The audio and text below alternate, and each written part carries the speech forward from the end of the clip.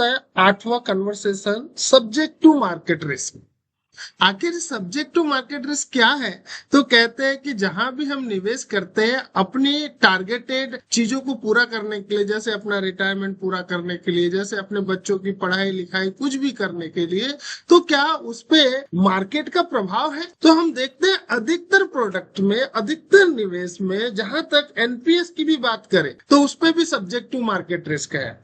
SIP, SWP, ये सब पे सब्जेक्ट टू मार्केट रिस्क काम करता है। पीपीएफ, पेंशन प्लान में भी सब्जेक्ट टू मार्केट रिस्क काम कर रहा है। तो सवाल है, ये सब्जेक्ट टू मार्केट रिस्क क्या है? क्या कोई सब्जी मार्केट की बात हो रही है, कोई एक मार्केट की बात हो रही? तो ऐसा नहीं। सब्जेक्ट टू मार्केट रिस्क बड़ी हाई लेवल की बात है ना। बात आती है कि अगर किसी देश का इकोनॉमिक स्ट्रक्चर, फैसले थोड़े भी गलत हुए तो उसका प्रभाव हमारे इन्वेस्टमेंट पर पड़ने लगता है। इकोनॉमिक रिस्क भी हमारे पैसे पे प्रभाव डालता है, इस कारण इसको बोलते हैं सब्जेक्ट टू मार्केट रिस्क।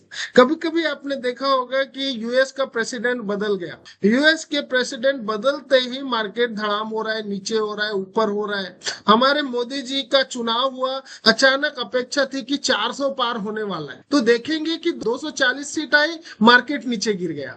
तो ये बताता है कि पॉलिटिकली रिस्क बना हुआ है हमारे पैसों के ऊपर। तीसरा, हमारा निवेश पॉलिटिकली प्रभावित हो रहा है। तीसरा, रिसेशन आ गया। आपको पता होगा 2008 में पूरी दुनिया में रिसेशन आया, यूएस के बड़े बड़े बैंक डूब गए, है ना। हमारे इंडिया में भी रिसेशन आया, पर इंडिया में सब्जेक्ट टू मार्केट रिस्क हमारे पैसे पे लागू हुआ, जबकि इंडिया में सही आर्थिक नियोजन करके, नीति बनाकर उस रिसेशन को कम किया गया। फिर भी हमारे पैसे जो हमने शेयर मार्केट या जहां निवेश किए थे वो कम होने लगे। तो बताता है कि अलग अलग प्रकार से सब्जेक्ट टू मार्केट रिस्क काम करता है। बात आती है सुतार सर, सेक्टर ठीक भी बात करते हैं तो आप देखेंगे बैंकिंग सेक्टर अलग है, एजुकेशन सेक्टर अलग है, टेक्नोलॉजी सेक्टर अलग है। तो एआई आने से आप देखेंगे कि टेक्नोलॉजी सेक्टर में वृद्धि तो हो रही है पर जॉब लॉस हो रहा है। तो उससे क्या हो रहा है, हमारा जो उत्पादन है वो घट जा रहा है, प्रॉब्लम आ रहा है, तो हमारा पैसा निवेश किया हुआ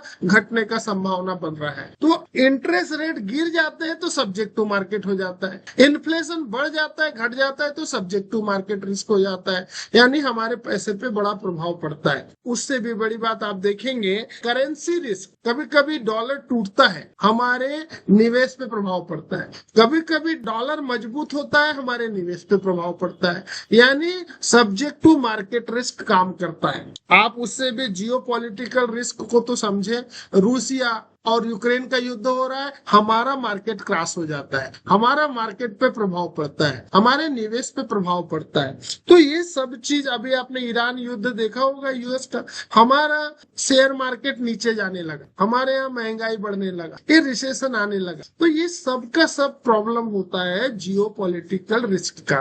तो अब सवाल नंबर 1, अगर हमारा निवेश जैसे एसआईपी हो गया तो हमने किया, तो सब्जेक्ट टू मार्केट रिस्क बहुत ज्यादा प्रभावित कर रहा है। रिस्क की लेने वाला, रिस्क की जिसपे सब्जेक्ट टू मार्केट रिस्क लागू हो, ऐसे निवेश से हमें बचना चाहिए। आप देखेंगे एसआईपी लोगों ने 25 साल के निवेश के लिए किया, पर सब्जेक्ट टू मार्केट रिस्क के कारण एक डाटा बताता है 2019 में 1 साल के अंदर लोगों ने विड्रॉल कर लिया। कितने परसेंट? 45.50%। 1 साल के अंदर 2024 में 26% लोगों ने विड्रॉल कर लिया। वैसे ही 5 साल के अंदर 41% में 19 में किया, वैसे ही 2024 में 50% लोगों ने विड्रॉल किया।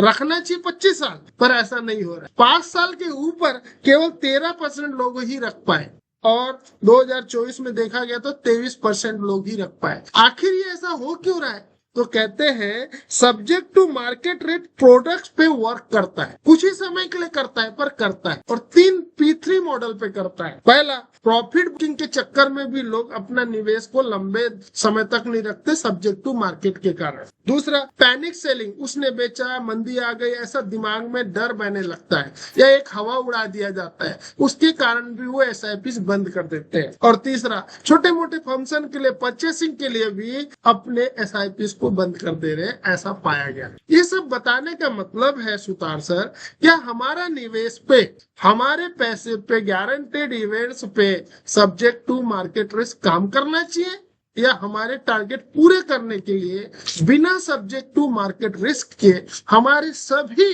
योजनाएं पूर्ण होनी चाहिए। इस पे हमको ध्यान देना जरूरी है। इसलिए एकमात्र जगह है LIC ऑफ इंडिया या इंश्योरेंस सेक्टर जहां सब्जेक्ट टू मार्केट रिस्क काम नहीं